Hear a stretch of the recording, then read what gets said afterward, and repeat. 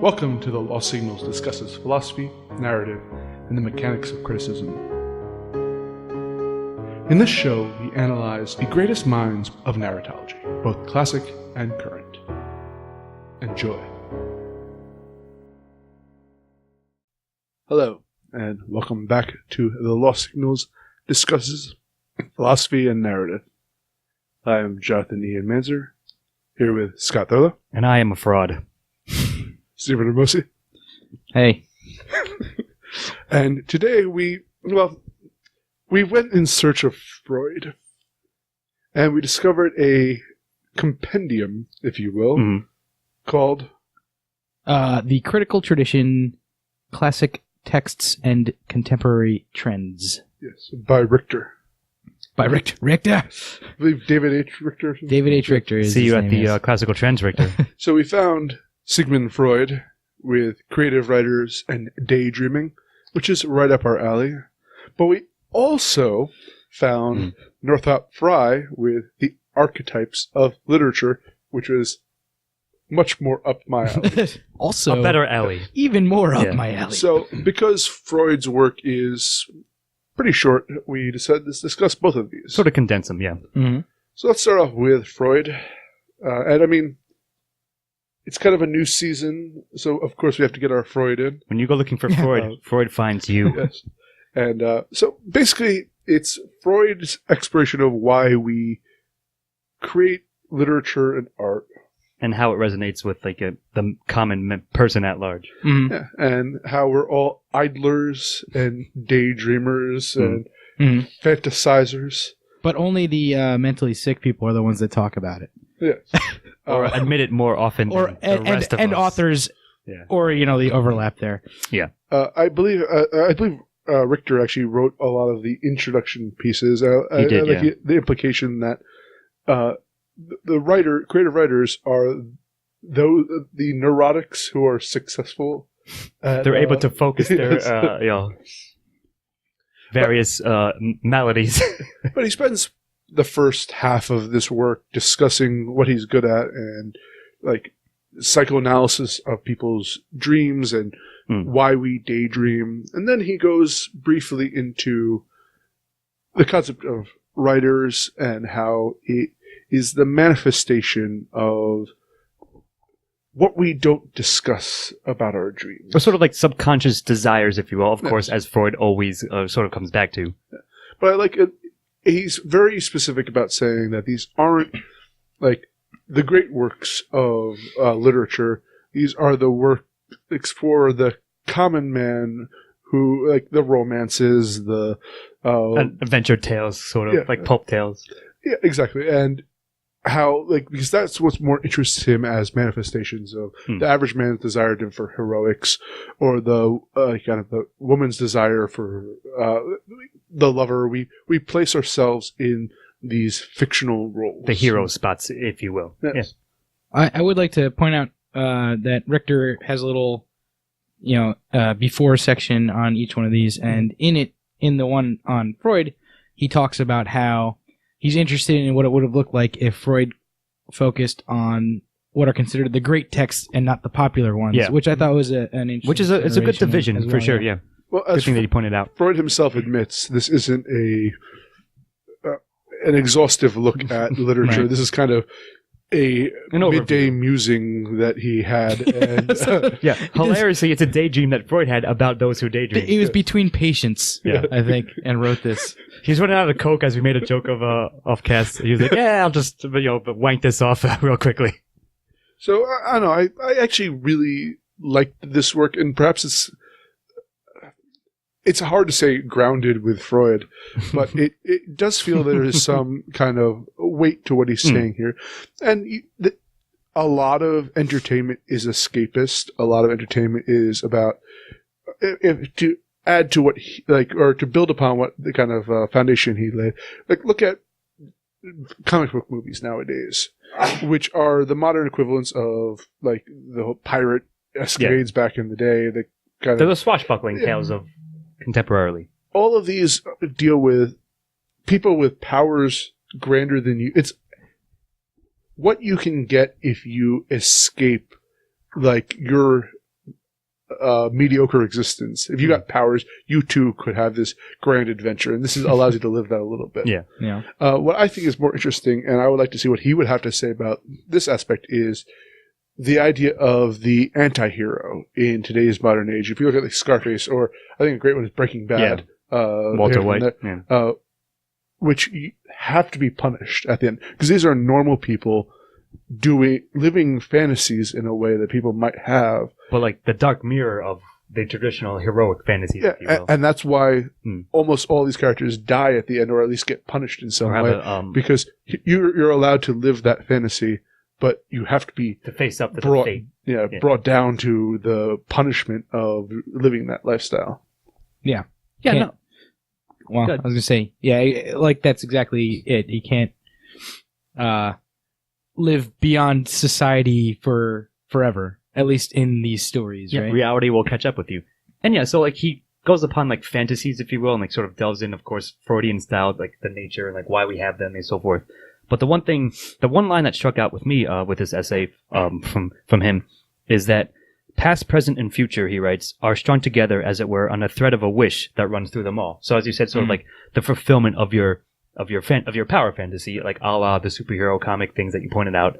So like, I thought that was a pretty good insight, at least in this one. And to be fair, just also quickly, this is a much shorter essay than usually Freud has and ones that we've done before.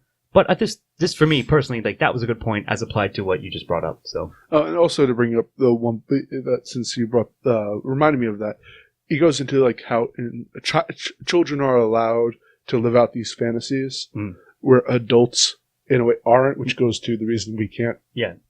We still have these like desires that we had as children. We're just not allowed to live them out. We of course repress them or are ashamed of them, etc. Yeah, that was one of the big points that I was going to put out. Is like he talks about how when children play, they without any hesitation or without mindfulness of like who's watching or whatever, they're allowed to live these fantasies, but adults have to do them in private and stuff like that. And also he talks about how children and adults have kind of like kind of a warped version of children's fantasies, right? Yeah. Like mostly the sexual nature of them getting, but not always. Like, but yes, of course he brings it up. Like he's never not going to do that. Right. But, yeah. Actually, I'm just going to bring up quickly a personal story here. Is I got a tattoo recently, and a couple of the people I know in my life are, and not just adults, like peers too, say that no, this is like, why did you do that? That's something you do as a child. Something you do when you're irresponsible. As an adult, you should know better than that. And I go, but that goes to a lot of what Freud just said here, of people like have like these kind of wishes, but are how to fulfill them as an adult. Yeah, but like they feel that they can't as an adult anymore, and it was very sad. I felt very bad for them when they're chastising me. But like now Freud is like, I wish people would give in to their like childishness a little bit more in life. I think the world would be a happier place. Yeah. So there's one thing, like maybe one final-ish thing, because while the two essays we mentioned aren't quite related, like on the surface, Freud does bring up something here, and I'll read it to you real quickly. He writes, "The study of constructions of folks' psychology, such as these, is far from being complete, but it is extremely probable that myths, for instance, are distorted vestiges of the wishful fantasies of whole nations, that is, the secular dreams of youthful humanity at large." Right, which I thought was a quite good line, and I, of course, wrote, that's a Jungian idea, of course, and Jung explored the collective psychology and unconsciousness and so forth. But he does point to myths as sort of like such a broad applicable idea that humanity itself at large still like gravitates towards. So yeah, and it's really, I found this interesting. I don't have a ton to like talk about it, because there's really not all that much there. He just says, "Look, hey, writing is a exercise in like daydreaming on paper, basically," and which I've always kind of imagined it to be the same as that. You know, like I've held the same kind of idea, and like I think it's interesting, and he expounds upon that a little bit, but I don't think there's much in here that's like, hey, that's groundbreaking, like something super interesting other than what we've already mentioned. I don't know if you guys had any like other specifics from this that you wanted to touch on. Nothing really specific, but what you said pretty much encapsulates a lot of my feelings about it. I'm afraid that the fact that you can't draw more out of this work is a sign of the repression of your inner child. Of course, it's my fear of castration. Obviously. No. We're going to go without talking about castration for once. Absolutely not. No, we're not. Freud doesn't do it, so I have to in his stead. In the grand tradition of him, we must. Yes. So anyway. I think we can put aside Freud for now. No, I mean, just my final thought. It was a solid little treatsy, but again, it's fine for what it is, but it doesn't delve too deeply into. And he, at the end of it, he himself admits like more to follow. Essentially, he's like, "This is just a little like overview. I'll write more about it later when I have the time." Yeah, I did it, and as I said, I think I enjoyed this most of all the Freud we've read so far. Not the other stuff explores deeper, but it is a little bit more like. This is grounded. It feels like it has a basis in reality, which I feel that he often strays to questionable remarks. Yeah, you know what? I think I enjoyed reading the Uncanny more than this one, but that's because there was a lot more there, and like it did get. They talked about castration. It did get absurd. It did get absurd, especially with the castration part. But it did get absurd, but like. To an end, I thought, in that, and I like that one. Yeah. Plus, shout out, that's our way highest rated video by far. So people love Freud. We should keep doing and Freud, I guess. On him. But what I wanted to mention quickly before we go into the other one is that I really like that through reading all these philosophical articles and books that we've been doing. I love that there's so much crossover in what people are talking about, and like the same names keep coming up, obviously, and like if you've read any philosophy, this happens. But it is interesting that even going through like Freud was a psychologist, and even going through his field, you catch all these like big philosophical names, and he comes in with a lot of ideas that they touch on as well. So, I just think that's neat, and I'm not sure we've spoken out loud about that on the show, but certainly it's there in part. Yeah, like anybody who we mention, also good to read. Check them out too. Well, on to speaking of grounded and also appealing to other works, we're on to Northrop Frye's Archetypes of Literature, which I found fascinating because it's an appeal to critiquing being a science. Yeah, exactly. He's trying to figure out a scientific method, if you will, to apply to literature and criticism of it. Now, I study linguistics for a living as it is. And it's really funny. One of my undergraduate for syntax was discussing like, linguistics is a science. Don't let anyone tell you otherwise. But it seems that there's always this kind of struggle for the more... For it to be like legitimized in a sense. Because physicists, chemists look at everything else as being illegitimate. And I think Frye brings up an interesting point. As you can see, the progression of like physics and like biology. Natural philosophy. Then social sciences came about, and how critiquing will one day be considered a legitimate science in the same like sphere as those. Yeah, but also he mentions that it's can be looked at as an art.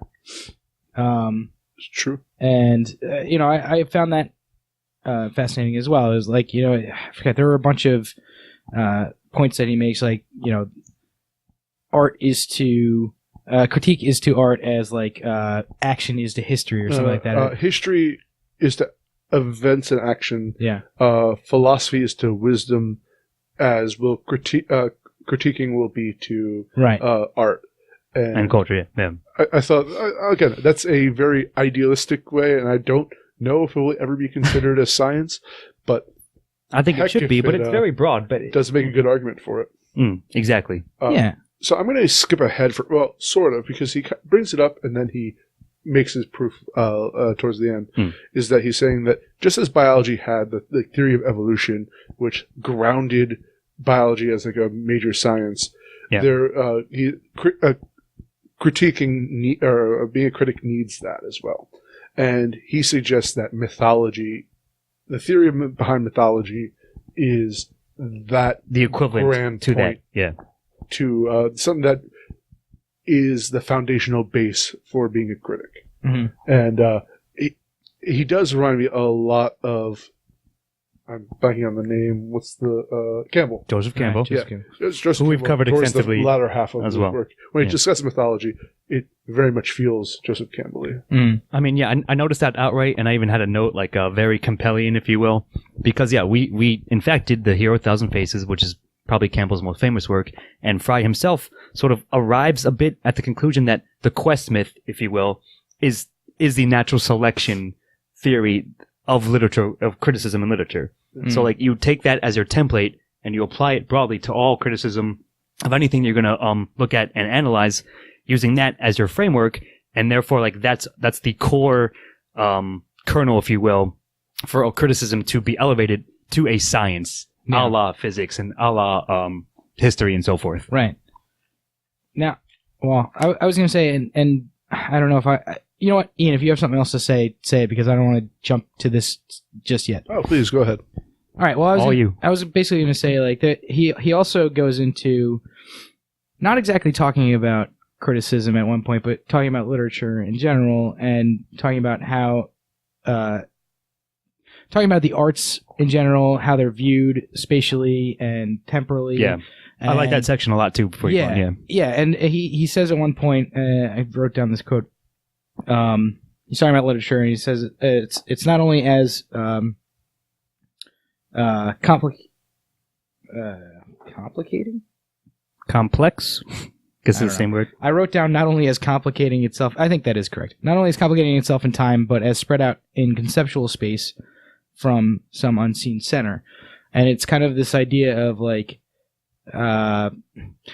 He talks later about, and he clears this up a little bit later on when he talks about, so when you have music, you have rhythm, which is temporal. And when you have art, you have, I forget what he says exactly, but, you know, you have your rhythm and melody, I believe, was his analogy. Right. Painting has the spatial aspect to it. Right. Where, what was it? What did you just say? Well, music has rhythm, and painting has, I forget exactly I'm trying to look for that it as you talk. But, you know, it's the spatial aspect. But then he says, but you can also look at a painting as having its own rhythm. Yeah, and you can look at a piece of music as having its own spatial aspect. You can look at art as having both of these aspects. And he talks about literature having done this. And what I really wanted to bring it around to was to talk a little bit about somebody else who we've spoken about before, Scott McCloud, who talks about how comic books have that spatial and temporal aspect, and perhaps they're the most clear version of literature that has, or maybe even art itself, other than maybe like video games or something like that, or even film to an extent. But with comics, you can control time. And you can, you can control like how fast the story moves, which you can't really do in any other medium. And not specifically that it ties directly to this, but that's what that part put me in the frame of mind. Reminded you of that concept. And like, taking it back to like criticism, that's where I look at different forms of art in terms of like how they work, and perhaps sometimes we even look at things too spatially or too temporally, without balancing them. I think it's really interesting that he brings this up, because I hadn't really thought about it as much as I did while reading this work and going into that specific thing. Yeah, so I found that was my rant about that. No, you're right. So we're trying to like assume. I found it's in part 3, section 3 of Archetypes of Literature, where he says, "We speak of the rhythm of music and of the pattern of painting." So in other words, all arts may be conceived of both temporally and spatially. So, the criticism literature, I'll skip a bit further than that. Narrative and meaning thus become, respectively, to borrow musical terms, the melodic and the harmonic context of the text. So yeah, you're right. That was a quite well done. Like I liked his analogy there, if you will, to compare those things, and I think I largely agree with that angle, like the way of looking at it. And I like this whole thing, and I think we all possibly grabbed onto different parts of the article, but like that's what resonated with me the most. Sure. That part. Well, actually, I do really recommend this work because you will grasp onto a part. The part that I grasped onto was his discussion of Hamlet, which he does very briefly, but he uses Hamlet and the way of critiquing it through different lenses. Yeah.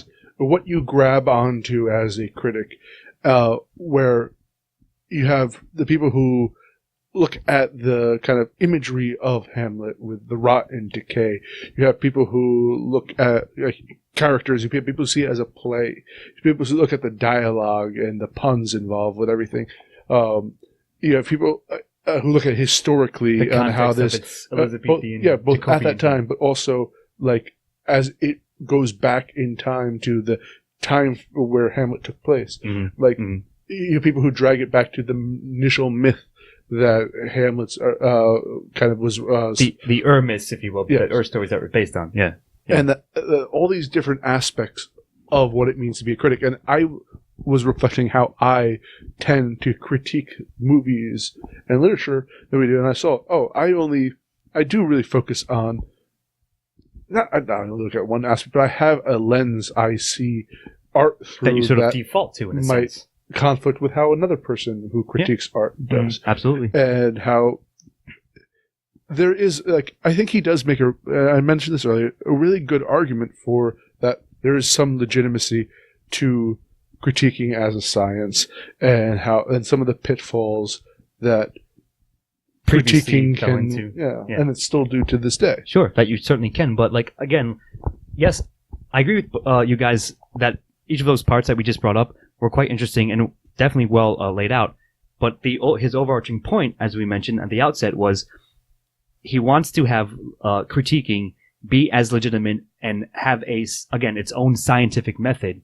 And here's like sort of a way we can do that, sort of combining, like taking the sort of splintered focuses, as we were saying, like not just historically, not just culturally, not just X, Y, or Z, but yes, all of these things are relevant, but let's decide upon a core framework that can be applied always in all cases. Therefore, we will be sure that we're using like the most scientifically, enabled method possible in order to elevate criticism to put it in the same space and sphere, as I said, of those other sciences. But I love that even as he does that, like he does kind of set up a framework, but there's also like he points out there's so many ways that you can look at that. Right, of course. Like, and I like so many that too. Lenses that you can view that through. Each of which is valid, but I think if you stack all the lenses, if you to use an analogy, then they'll equal like one very broadly valid one that will always can be used, and then you can break it apart, like you'll reverse engineer it, if you will. But I think that also goes back to his need to have the myth as the foundation there. Sure. Well, yeah, the archetype as the foundation, like that's the. Like we can all fall into disparate schools corners. of thought. Yeah, exactly. But we would always have that grounding of to tie it all mythology together. Myth really ties literature together, man. It absolutely does. And I don't know. Again, I can't recommend this work enough. I love his sentence structure. His kind of his snarkiness. It's sort of like flashes of humor. That he's self-aware of like what he's trying to do, but he also has a valid point. And yeah, so I was going to say that like I was pleasantly surprised, like having this be like sort of randomly attached to the Freud thing that we found first. Yeah. But because they were sort of combined, I remember I said to you both, I believe, precast, like you guys are going to really like this one because I think it's up both your alleys and all of ours really. Like it's something we really like to study and delve into, and we find an essay with someone that we haven't heard of previously as much that sort of agrees and aligns with our taste, then yeah, it's really enjoyable. So if you're anything like us and maybe have caught our previous treatises and so forth on essays like this one is really, really well done, and I think we all enjoyed it quite a bit. I just want to read off one quote here that I think about how not to provide criticism. Okay. Sentimental judgments are usually based either on non-existent categories or antitheses, or on a visceral reaction to the writer's personality. The literary chit-chat which makes the reputation of poets boom and crash in an imaginary stock exchange is pseudo-criticism. It's all white noise. Yeah. But I think, and not to flatter ourselves, but I think that we've attempted to ground our criticism in the Mott's. Yeah, beyond those like visceral like value judgment kind of things. We have, and it's unavoidable. We still have value judgments. Of course. in I what don't we do, think skip that. Yeah, exactly. But we try to like parse it out as objectively as possible. And the Mott system essentially is our own scientific method, sort of in a broad aligning with what he sort of lays out what you should do when you're criticizing something. And so I think we're doing a good job, like you said. Yeah, I think I'm going to take some things away from this as a critic, in terms of like how I'm looking at, especially the very end. He gives a bunch of like he talks about symbolism a little bit and that type of thing, and I'm definitely going to be looking out for stuff in the future that he speaks about in movies and things that we review in the future. Sure. But not only that, if I ever write a damn thing ever again, like this, I think this helps a lot as somebody who's trying to do something creative as well. Oh yeah, I definitely agree with that. It could force you to sort of like look at it in a different light, and maybe like that will improve both your creative aspect and also your interpretations of when you're reading other things, or analyzing them. So, completely agree. You guys have any other thoughts on this? Not just other than we'll put up a link to this article because it was really well done. We all quite enjoyed it, and you can definitely get something out of it and apply it going forward to your own criticism. And I'll say this: if you're interested in criticism and critical theory, I suppose, as is the the titular critical theory, yes. Or if you're interested in myth, if you enjoy Campbell, if you enjoy that kind of look at it, he has interesting points he makes that are slightly different and much shorter than reading Hero with 1,000 Faces, but still, I think very valid. Agreed. Overall, like this work again, two of my interests, so it went into that, but I definitely recommend it. Absolutely, I second that. Yeah, and at this point, I might seek out some more Northrop Frye stuff. Do it up, fry it up. But yeah, I think that's I don't have too much more to say. Read the article, check it out. All right, I'm Jonathan Ian Manser here with Scott Thilla, and I must go attend my own hero quest right now. See you next time, Stephen Ramosi. As I become my own archetype.